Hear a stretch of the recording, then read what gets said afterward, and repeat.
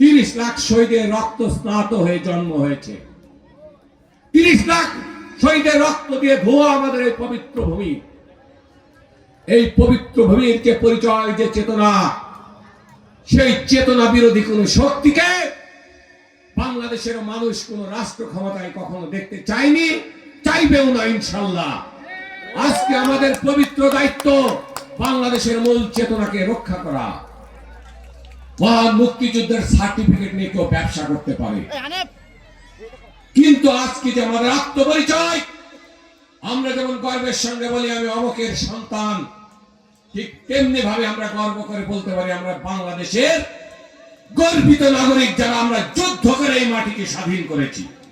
মহাজমপুরের কোন নির্বাচনে বিএনপির পরাজয় হয়নি। আমি আশা করি, বিশ্বাস করে আগামী 12 ফেব্রুয়ারি নির্বাচনে মহাজমপুর ইউনিয়নে যেমন বিপুল ভরে ধানের শীষ বিজয় হবে।